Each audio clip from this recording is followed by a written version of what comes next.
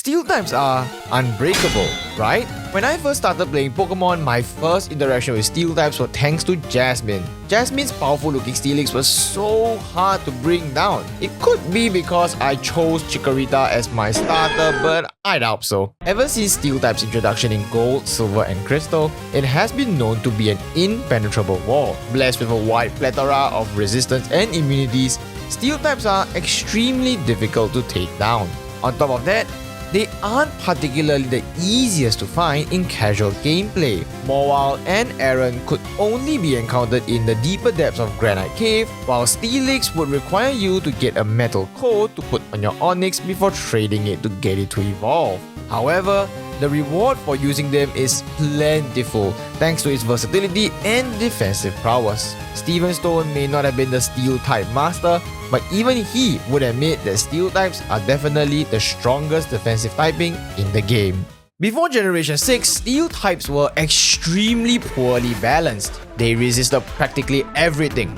Okay, maybe not everything, but they did have resistances to 11 different types. 11 resistances and 1 immunity makes up 70.5% of the metagame.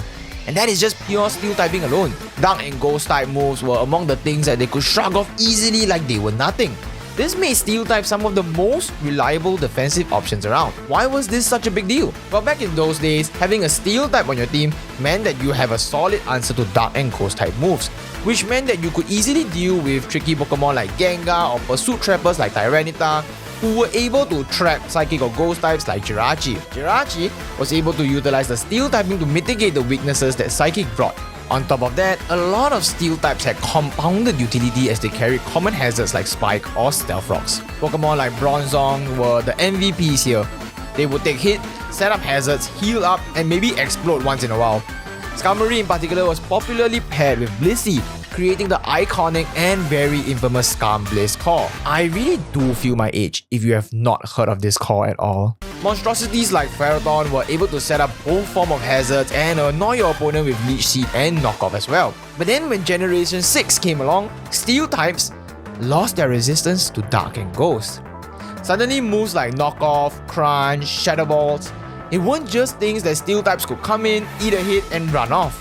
Pokemons like Jirachi and Metagross really felt the nerf, since they really required the defensive power of Steel types to be able to tank hits like Pursuit Trappers from Banded Titas. With the loss of resistance to Dark Ghost and the Subscribe type, common metagame powerhouses like Gengar can now easily force both of them out. Steel types though still had their other resistances, but they weren't the switch in and laugh it off type of wall they used to be. Players had to be a little bit more strategic and cautious, as you can't just throw in a Steel type against Dark and Ghost type moves anymore, which eventually led to the creation of an extremely powerful Tri-type core, Dragon Fairy Steel. Even with this change, Steel types stayed top picks because of their solid defenses against other types and their roles as hazard setters and status spreaders. So while the loss of resistance to Dark and Ghost types might have knocked Steel types down a peg, it certainly didn't knock them out. But the release of Fairy types can't be the only reason they had to nerf Steel types, right? Released in Generation 6, Aegislash, the first ever Steel Ghost type Pokemon, slashed its way into the metagame and brought a wave of controversy with it. As if being a literal sword and shield wasn't already cool enough, Aegislash came packed with a unique ability, Stance Change. That made it one of the most unpredictable and polarizing Pokemon in competitive play. And no, I am not kidding, it really was that crazy. Let's talk about what made Aegislash such a big deal when it first dropped. Aegislash's Steel Ghost typing alone was a novelty. It was an exciting combination that came with some incredible strengths. With this typing, Aegislash had immunities to normal and fighting type moves and resisted a wide range of other types, including Fairy, Psychic, Grass, Ice, and more. This made it exceptionally difficult to hit super effectively, allowing it to tank hits effectively in its shield form, which had a staggering 150 defense across the board. With Stance Change, Aegislash could switch between its shield form, where it had the defense stat, into its blade form, where the offensive stats are now 150. This meant Aegislash could go from tanking hits like a champ to dishing out damage like a glass cannon in the blink of an eye. And when you factor in its powerful move pool like Shadow Ball, Sacred Sword, King's Shield, Shadow Sneak, Toxic, it could easily adapt to a range of battle scenarios. But here is the kicker. Aegislash was one of the few Pokemon in history to receive 2 suspect tests in the same generation, due to how overwhelmingly powerful and divisive it was. Its unpredictable nature and ability to dominate the battlefield led to a lot of heated debates. Some players consider it an unhealthy presence in the meta because of how much it could warp team building around its extremely diverse sets. Do you risk the attack and get hit with a King Shield debuff? Or do you try to stall it out and risk getting hit with a super effective move? This constant mind game, 50-50 where one wrong prediction could cost you the match, made Aegislash a nightmare to play against. However, the biggest polarizing factor for Aegislash was that its presence alone held back many meta contenders like Meta Gardevoir, Starmie, Mega Medicham, and Ground Fire or Dark coverage was pretty much mandatory on offensive threats like Pinsir, who was inflicted with 4 move slot syndrome solely due to the presence of Aegislash alone. It had irrelate booster quick attack for priority, return for stab, Swords Dance for boost, and close combat to cover steals. But because Aegislash existed, it had to let go of either quick attack or Swords Dance to have Earthquake as coverage, which made it a lot less competent of a sweeper than it could have been. Eventually, after much back and forth, the competitive community deemed Aegislash too much to handle, leading to its ban to Ubers. The controversy, however, didn't stop there. Aegislash's second suspect test was equally contentious, as many players continued to debate whether it should stay banned or be allowed back into the fold. The first suspect test hadn't convinced everyone, and the community remained really split. However, after another round of intense scrutiny, Aegislash remained banned, cementing its reputation as one of the most polarizing Pokemon in the competitive scene. By the time Generation 8 came around, Game Freak decided to temper this sword-wielding powerhouse with some significant nerfs. Its blade form went down from 150 to 140 offensive stats, and this was the same for its shield form. However, the most important thing that came along with the nerfs was the King Shield nerf. Originally, King Shield could drop an attacker's physical attack by 2 stages if they made contact. Generation 8 nerfed this to just 1 stage, reducing Aegislash's ability to play the mind games it was famous for. These nerfs took Aegislash down from its lofty perch as a meta-defining threat. While it remained viable, its days of being the king of unpredictability and battlefield manipulation were over. Aegislash still saw play, of course. It was far from a bad mon, but it could no longer hold the same oppressive presence it had back in Gen 6. When discussing deep about steel types in the history of competitive Pokemon, there are 2 major points that we need to bring up. The first is Sandstorm. How did this weather shape the legacy of steel types over the generation? The synergy between Sandstorm and steel types began in Gen 3 with the introduction of Tyranitar. Tyranitar, a rock dark powerhouse that automatically whipped up the Sandstorm with its ability Sandstream. During this era, there were only 3 weather setters in the entire game, and 2 of them were nowhere close to OU. Spoilers, they were in Ubers. Steel types like Metagross and Skarmory quickly became popular choices on these teams, not just for their amazing type matchup, but because they were immune to the damage from Sandstorm thanks to their typing. In a meta where TSS, Toxic Spike Sand, were everywhere, steel types like Skarmory stood out. Skarmory, with its ability to set up spikes while resisting common attacking types like Normal, Flying, and even Psychic, became a cornerstone of Sandstorm teams. The popularity of Sandstorm teams only grew in Gen 4 and 5, largely because of the new tools that steel types gained. In Generation 4, we saw the introduction of the physical special split, which allowed steel types like Metagross to take full advantage of their wide move pools. Earthquake, Meteor Mash, Bullet Punch, Metagross became a terrifying presence under the cover of sand. Up till now, there hasn't truly been a way to use the Sandstorm to its full advantage instead of simply relying on it for chip damage. However, that all ended in Generation 5. Excadrill entered the scene with its Sand Rush ability, which doubled its speed in a Sandstorm.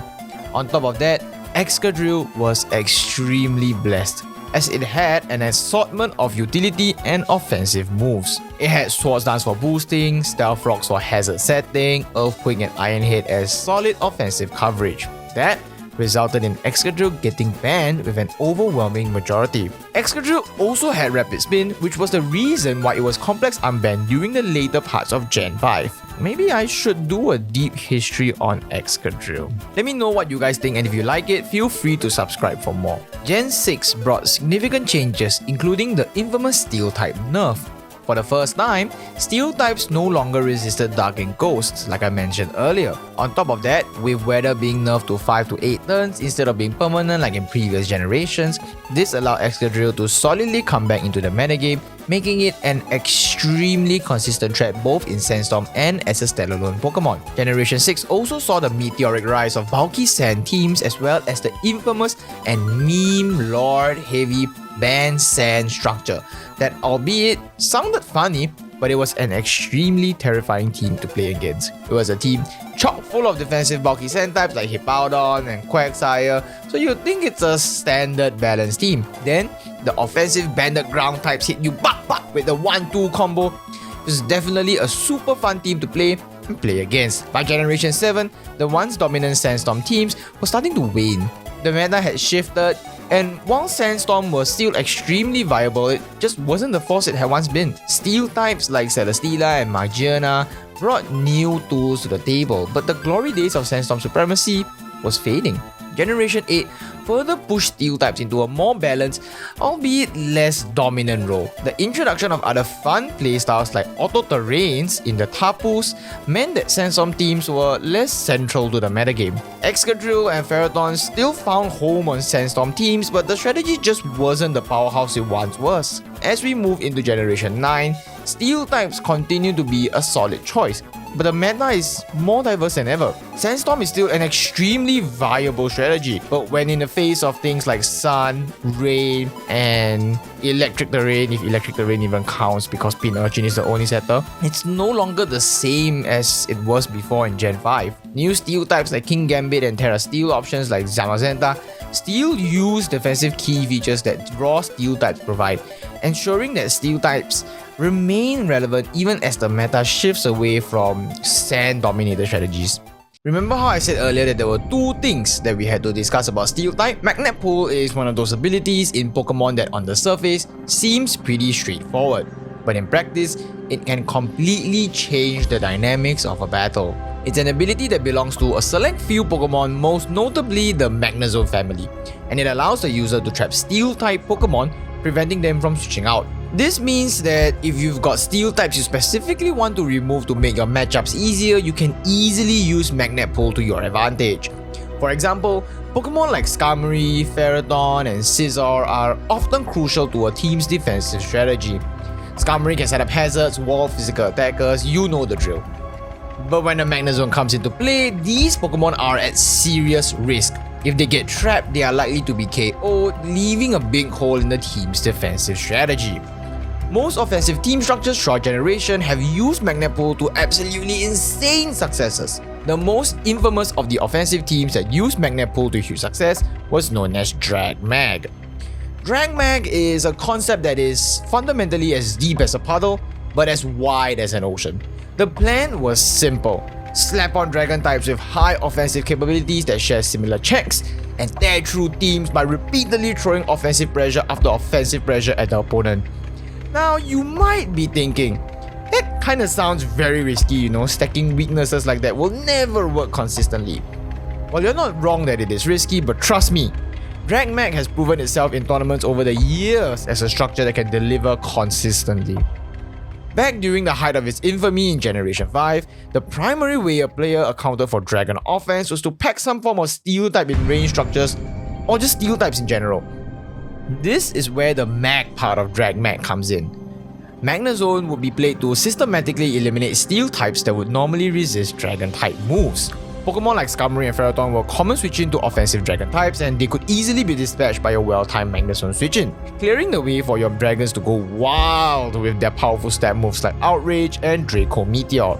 This actually really sounds like a kid made it up, but I'm not even joking, this is actually one of the best team structures in Generation 5. The most common set you will see is Air Balloon Magnezone with Thunderbolt, Hidden Power Fire, Sunny Day, and Flash Cannon.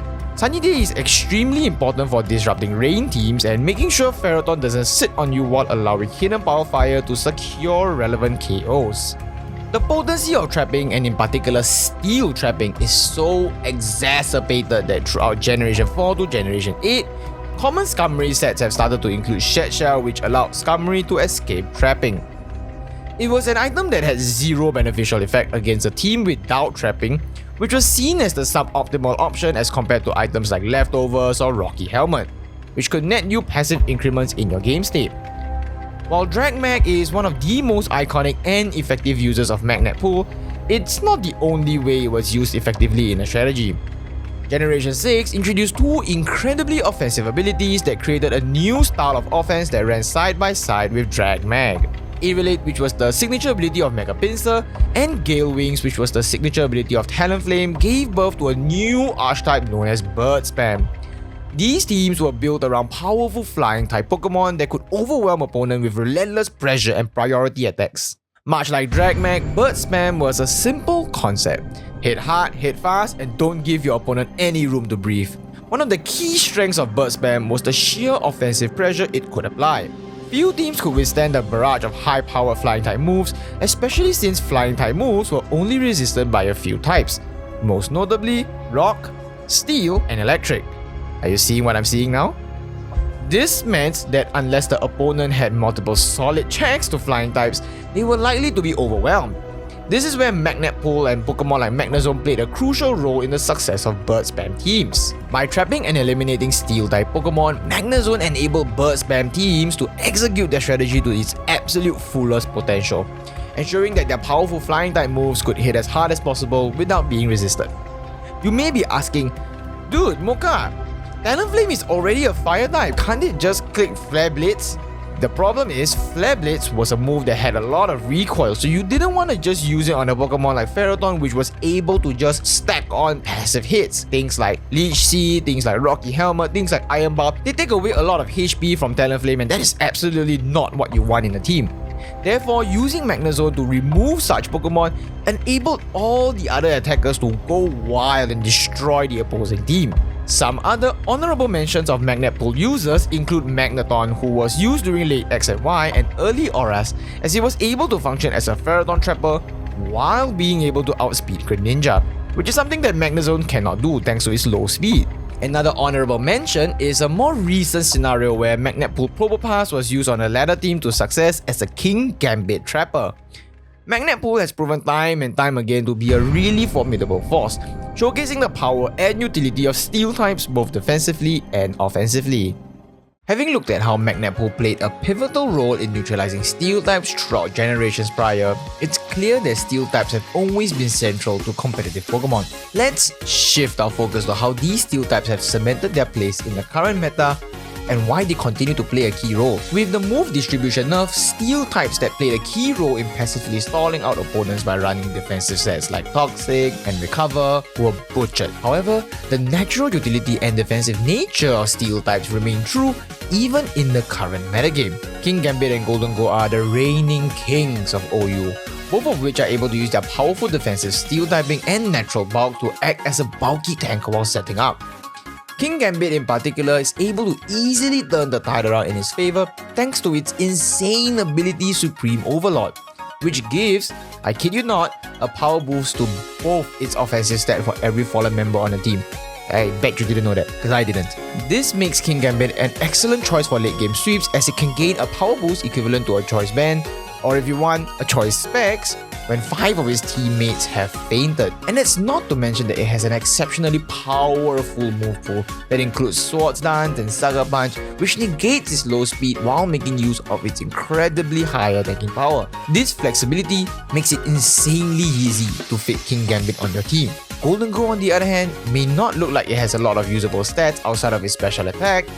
Every other facet of Golden Go is truly built to be a strong contender of the metagame. Just a side note, I wonder why Game Freak is reserving Steel Ghost typing for Pokemon that they really want to make it be a strong threat. We only have 2 Steel Ghost types in the game, and both of them were broken on release. Anyway, thanks to its ability Good as Gold and insane defensive typing that lets it set up on Pokemon like Groking and Skarmory, while being able to check highly offensive threats like Zamazenta and Iron Valiant. Good as Gold and natural Ghost typing has also pretty much made Golden Go a vital component of hazard stacking teams in general. Lastly, we have Iron Crown, who is starting to see a lot more plays in tournament settings. Hyper-offensive structures that feature popular Sash leads like Lamora and Rebombi are extremely popular in the current metagame, and the best way to deal with such leads is to either fake out or break its Sash with multi-hitting moves. Iron Crown's access to Tachyon Cutter, which works was a special 50 base power steel type move that hits twice, fits this role perfectly. Tachyon Cutter also prevents Glamora's toxic debris from setting up, which is even better than Fake Out. Combine that with a bulky defensive spread that allowed it to utilize Assault Vest to make it even more bulkier and gave Iron Crown much needed bulk to tank hits from monsters like Kyurem or Iron Valiant better. What about the type cosplayers? Steel typing has always been an extremely coveted typing since it provides so much defensive value, and with the Restalization, allowing mons to chameleon their way into a different type altogether, why wouldn't you want to Terra into the Steel type? We see many Steel type cosplayers in the top echelon of the SV or U viability ranks, such as Zamazenta and Iron Valiant, who utilize the Steel type to further bolster their defensive profile. Iron Valiant, for example, uses Terra Steel solely as a defensive option, as it now grants them immunity to poison, reduced damage from Steel, Fairy, Flying, and Psychic type moves, all of which Iron Valiant are weak to, granting more opportunities for Iron Valiant to set up and potentially sweep. Likewise, Zamazenta loves to become a Steel type because it completely flips the matchup into Fairy, Psychic, and Flying type moves. This lets it more easily take advantage of Pokemons like Hatterene and Cloaking, while being able to have Stab on Heavy Slam. On top of that, it is now immune to Toxic, thereby increasing its potential longevity and staying power. With Zamazenta and Iron Valiant both capitalizing on the strategic advantages of the Restalizing into the Steel type, it is clear that Steel typing remains a huge cornerstone in the competitive landscape. And there you have it. Steel types, whether in their natural form or through the magic of terrestrialization, have proven time and time again to be some of the most resilient and versatile Pokemon in the game. Thanks for sticking around to the end of the video. Hope you guys enjoyed, and if you want to find out why water type Pokemon was so bulky, click here.